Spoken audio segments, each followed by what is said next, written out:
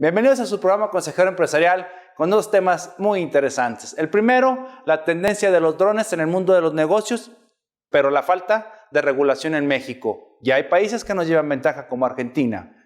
Y la siguiente, una facultad que tiene la autoridad fiscal para hacer más efectiva la gestión sobre los contribuyentes. No se despegue, que comenzamos.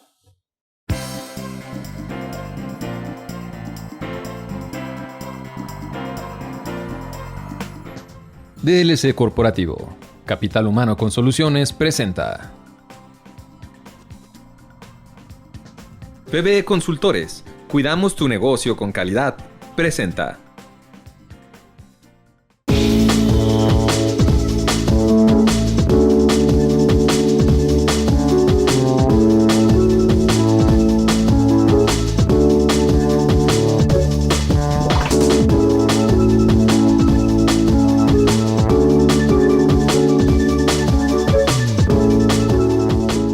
Siguiendo con su programa Consejero Empresarial, ahora en la Residencia Universitaria Alto Valle de la Universidad Panamericana, con un tema muy importante que viene a transformar un poco la economía, tanto de mensajería como de transporte, como lo veremos en unos momentos más.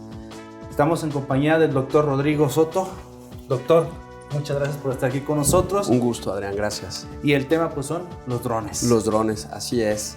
Que vamos dando un contexto, doctor, en el sentido de lo que son los drones y qué hay alrededor del mundo y que México se tiene que alinear. Así es. Mira, los drones, sin duda, en el tema del derecho aeronáutico, que es donde yo me desempeño, vienen a ser un nuevo concepto. De hecho, así lo reconoce la autoridad en la circular obligatoria que salió justo en el mes de abril del año pasado.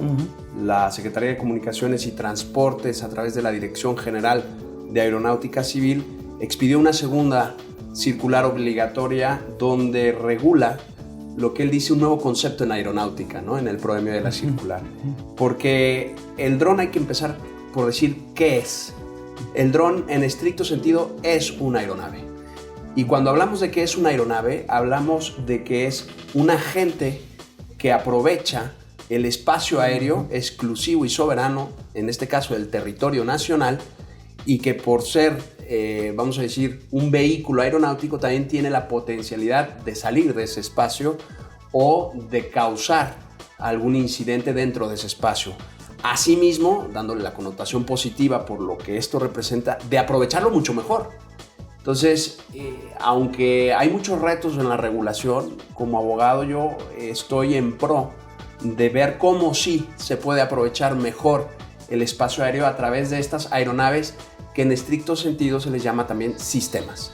Aquí, perdón doctor la interrupción, es que nosotros en el work común, que no estamos en su área de experiencia, vemos al dron principalmente como un juguete, claro, sin ese potencial que ya algunos empresarios, hablemos de marcas como Amazon, hizo su prueba, la detuvo precisamente por falta de regulación. Y esas son las ventajas que usted está mencionando, pero para eso necesitamos orden. Es correcto.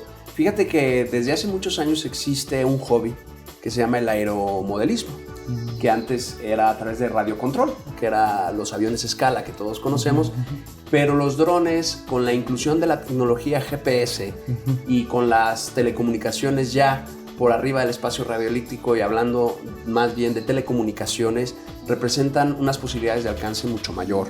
Sabemos que los drones se empiezan a desarrollar, como casi siempre en la aeronáutica, como una tecnología militar en primera instancia, que después va descendiendo al ámbito civil, sea para uso recreativo, sea para usos de vigilancia, de monitoreo, fines climatológicos, etc., ¿no? Entonces, vamos a decir que el dron, además de ser una aeronave, su autonomía tiene una forma distinta de manifestarse.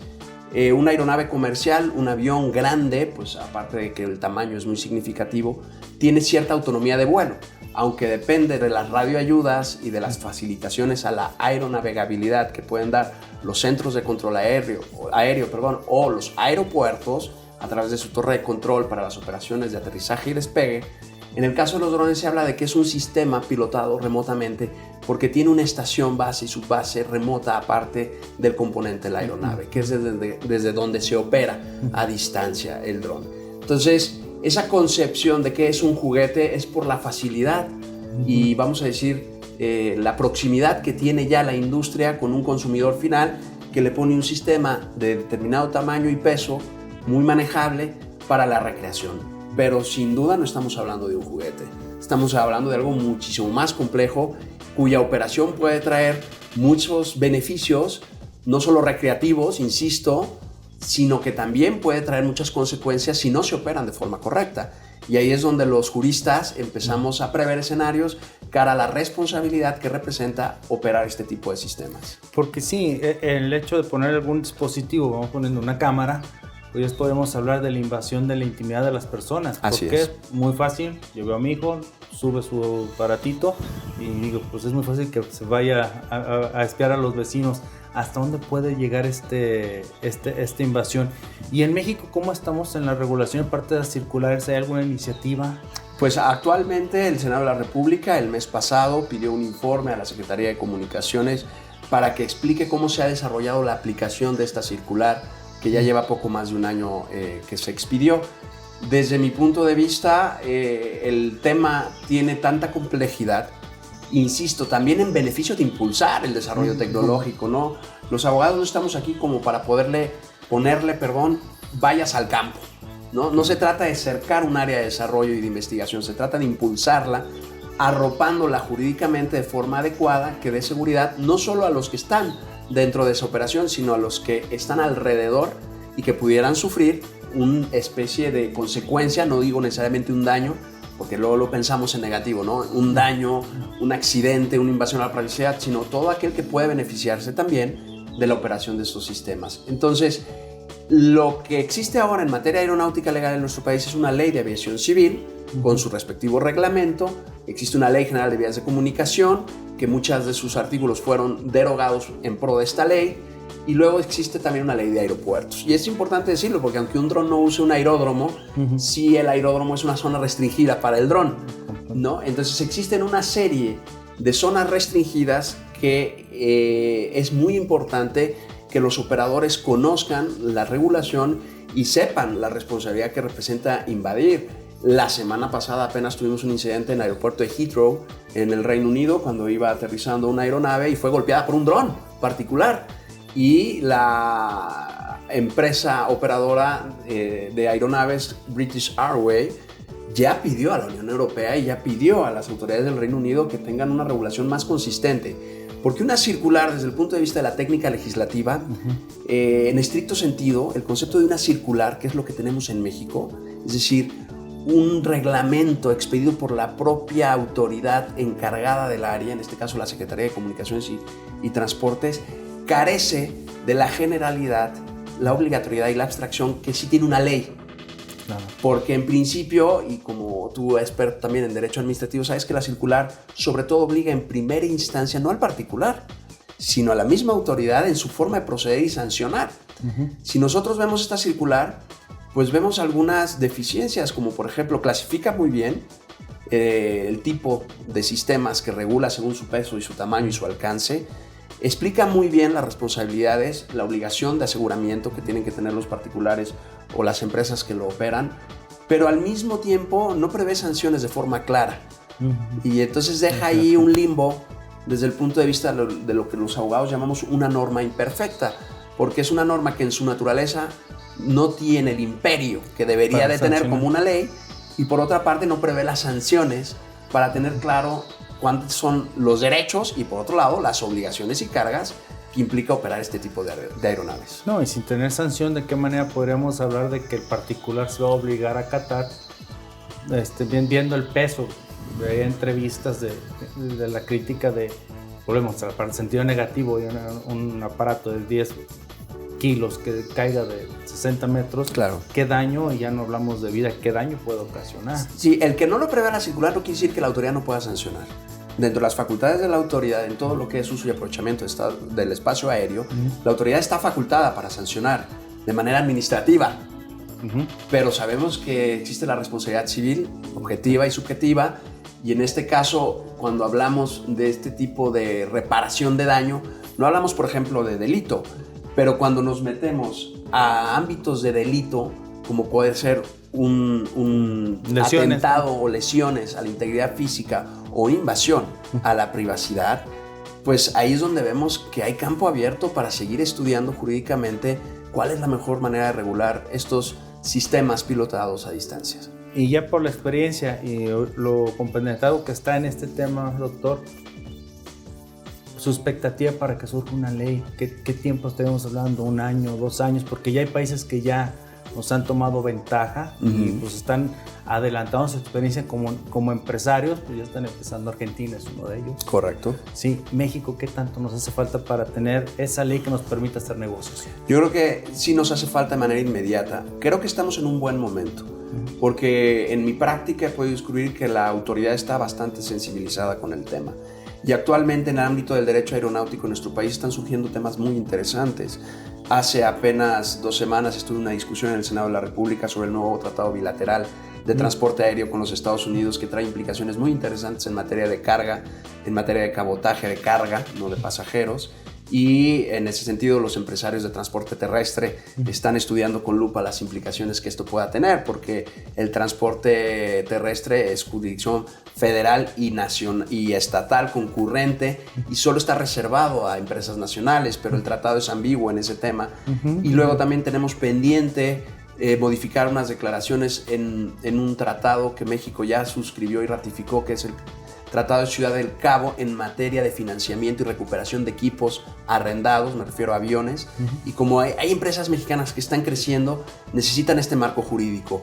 Entonces, ahorita hay una actividad efervescente, tanto en el ámbito legislativo internacional, donde entra el Senado, pues porque es su facultad constitucional revisar los tratados internacionales, y también en el ámbito legislativo federal de la Cámara de Diputados respecto a estas leyes y las consecuencias que estos tratados internacionales tienen en la operación interna de México, doméstica. Entonces se vuelve muy interesante y apropiado el momento para poner el dedo en el renglón en el tema de los drones, es decir, ya con una visión general de lo que es la aeronáutica en México, la industria y cómo tenemos 3 grandes fabricantes de drones nacionales que exportan, y uno aquí en Jalisco. El joven de 28 años que tiene su propia empresa. Es correcto, entonces hay varias empresas que ya producen estos sistemas con calidad de competencia internacional, que también se podría hacer un sano lobbying para que tanto empresarios como autoridades y población civil puedan discutir. En mi opinión, lo que se tiene que hacer es incluir en la ley de aviación civil 2 o 3 dispositivos que den las normas generales para la operación de estos sistemas, y luego en el reglamento, como facultad del Ejecutivo, poder explayarse ya en los modos concretos de sancionar, de prever, y sobre todo pues tener muy claro que quizás el esquema existente de cómo opera la autoridad ya es deficitario para el tamaño de industria y de oportunidades que tenemos. No, y si ya lo vemos a nivel internacional, ya vemos cómo está ya estructurándose negocios grandes que no están esperando aquí la oportunidad para detonarse en México. Simplemente veamos la Ciudad de México. Correcto. Cómo está el tráfico. O sea, ya nos viéramos como están en Nueva York, los que van entregan documentos para estar por todos lados en bicicleta. No lo vemos en México por la conducta que tenemos todavía ser ciclista, pero los drones pueden ser esa alternativa de aminorar, quizás no la solución obviamente, pero sí aminorar esas distancias, esa carga vehicular que existe, ¿no? Es correcto, yo creo que hay una gran oportunidad que todos los implicados tenemos que volcarnos a meterle cabeza y creatividad, ¿no?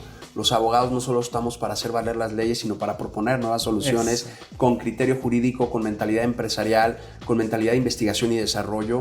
Eso es uno, al menos desde mi despacho, desde mi práctica, procuramos mucho cuando hablamos con la autoridad o con las autoridades judiciales, hacerle ver que la sentencia no solo resuelve un hecho pasado, sino que sienta un precedente para un desarrollo futuro de una actividad sectorial, en este caso la aeronáutica.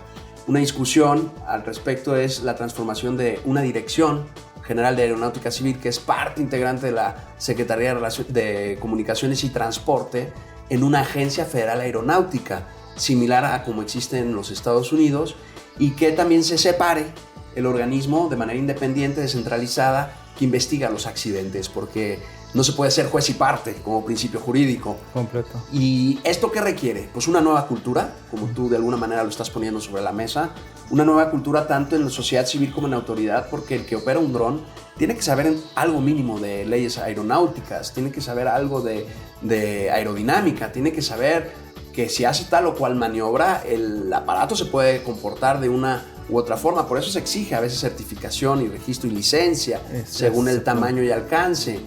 Y en ese sentido, para la seguridad es importante que haya un enrolamiento de los aparatos, como ya pasa en otros países.